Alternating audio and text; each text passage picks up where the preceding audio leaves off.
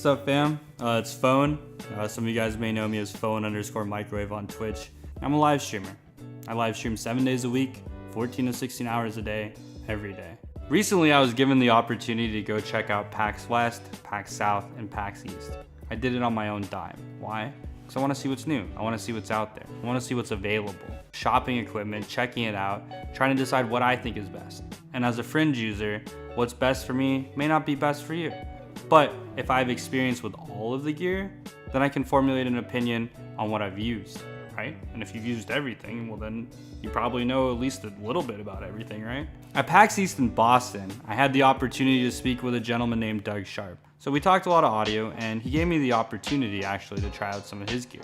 I was given the Logitech G910 Orion Spark RGB mechanical gaming keyboard, the G900 Chaos Spectrum wired and wireless mouse, the G533 DTS 7.1 wireless headset, and the G640 Cloud9 Edition mousepad. I want to preface this part by saying I've never actually opened, read, or even used any of these, right? So as you can see, the plastic is still intact, and I wanted to give you guys a very candid, heartfelt first impressions. So I have my trusty handy dandy Leatherman, which has a very, very sharp knife. So if I cut myself, don't laugh, okay? So here we got your average foldable box. Looks like we have a USB wireless dongle, and of course we have the headphones. Now as to how to open this, oh, very simple. Okay, cool. USB extension cable. I guess you can, oh, this might be the charging cable. Looks like you can actually plug this in somehow. I don't know, we'll find out. Of course you have the headphones here. There's not much cushioning to speak of, but the product was very snug. First thing, bulky. That's a good thing. In this case, it looks like they're made out of pretty thick metal. There's a bunch of screws, which is always a good sign. Screws mean parts are interchangeable and replaceable. As for buttons and whatnot, what looks like a power switch right here. This is probably a macro button of some sort, letting you mute or change channels, and a volume control right here. The microphone.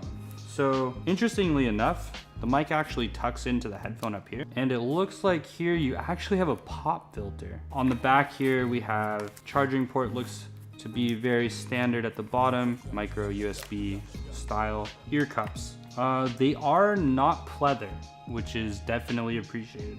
Cones, they are angled, which is very nice, and it looks like the cups are pretty deep, so even if you have like Buddha ears like me, you will be able to use these. Also, they are piercing friendly, which is good to note. USB dongle, pretty simple. So I'm pretty sure this is not actually Bluetooth. I think this is like IR. Over here, we have our charging cable, pretty standard affair. Plug it in the back of your computer, plug it in the headphones. All right, so let's move on. All right, G900, supposedly, this is the best mouse in the game. Price tag reflects that. However, I've tried a lot of mice. On the back of the box here, at wired and wireless, you're guaranteed 1 millisecond response. And at 107 grams, that's pretty light. As a very low sensitivity player, I go through mice frequently. The reason is constantly slamming and whipping my mouse on the mouse pad. I'll try it in both wired and wireless. It'd be really nice to cut down on some of the cables, as you guys will see soon when you see my setup. Packaging is something that's very important to me, like I said before. It shows how much the company cares about their product. It shows how much they want to wow you when you're opening it, because everybody likes opening new shit, right? Sliders are a very cool design. Other companies take note. It's because you can have this cool packaging like this with all your fancy designs on it, and then you can have a very sleek looking box like this. So customizable buttons, it looks like macro buttons and a thumb button. So you can plug this dongle into this part here, which is what would go to the mouse if you're using it in wired mode. And it looks like you can just plug this guy in like this for when you want to use it in wireless mode. When you want to charge the mouse, you can just unplug this and plug this into your mouse. It looks like I've opened this package upside down, but we got a very cool product here actually. We have an on-off switch. They have huge pads. As a low sensitivity gamer, this is very important. It keeps your mouse from snagging. It makes your mouse easy to glide, as well as the fact that they put mice feet or mouse feet right above the sensor. Really important. So clicky scale, essentially I would compare it very similar to IntelliMouse 3.1. Sound wise, a lot closer to 518, which I definitely approve of. I would say that it's a little bit tighter than the rival 700. However, it's yet to be seen. I like the shape of the button. So I'm a claw gamer. So having really elongated left and right click is actually really useful for me. And so the click feels very sturdy. Scroll wheel, amazing, actually though. So you can remove this plate, I'm pretty sure, and add additional macro buttons. It feels pretty solid, pretty sturdy overall. It is light. So if you don't like light mice, that might be an issue. Here in front of me, we have the G910 Orion Spark keyboard. This uses the Romer G switches, which essentially is a in-house switch produced by Logitech. So it looks like it has a buckle spring of some sort on top of a mechanical switch with dual stabilizers. That might not seem like a lot, but when you're mashing on your keyboard super fast, you want to make sure that every time you press the key, it actuates. Feels pretty solid. I like the colors. I like how subtle it is. I think that anytime I buy something, if it looks like it came out of the 80s, I'm not gonna touch it. All right, so very standard black box. If you buy a lot of keyboards like me, you'll know this is how they come. Ta-da, the goods. So let's see here. I'm gonna remove it from this box so you guys can see exactly what I'm looking at as well. So very smart. This piece of cardboard is super important. If you package your keyboard like so, you will break it.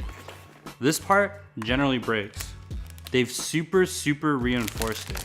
Actually, the thing I like to do most when I get a new keyboard is look at the back. The back tells a big story. It tells where it's made, it tells what products go into making it, and it gives you a good idea of what you're actually getting into.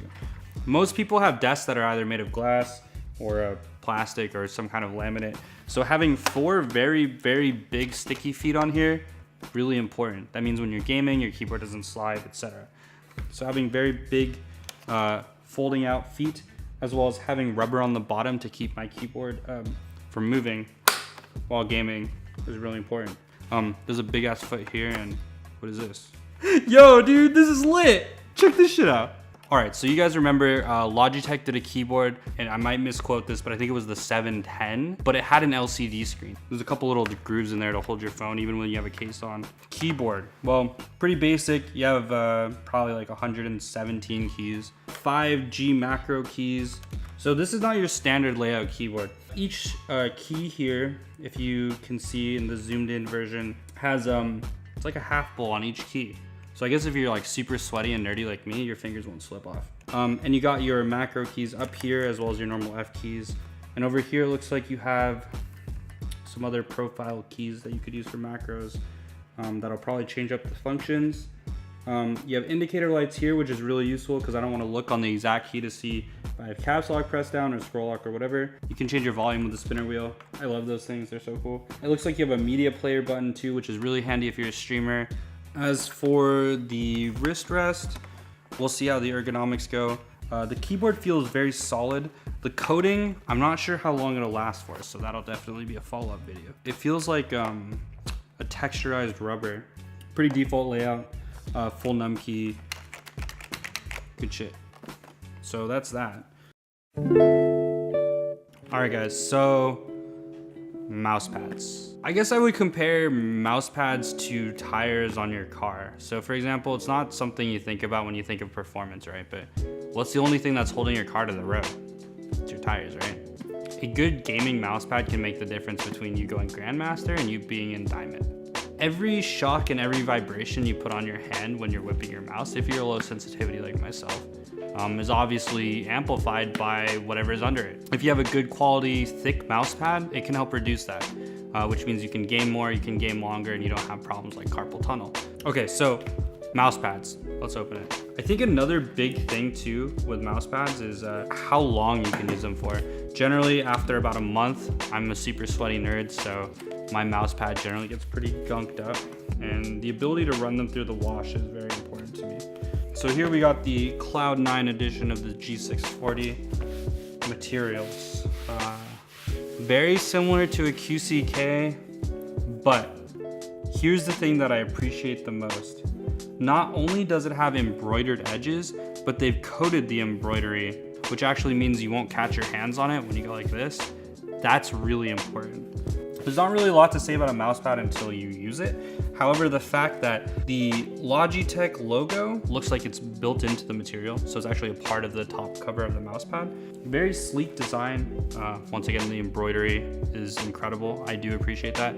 The back, this is important. So back to the analogy of tires on a car. If the back of your mouse pad doesn't have like a slippy kind of coating, your mouse pad is just gonna float. This feels very nice. I would compare it to if you've ever used an anti-static mat for your computer, same sort of kind of very sturdy rubberized material. From my experience with mouse mats, this is washing machine or hand wash friendly.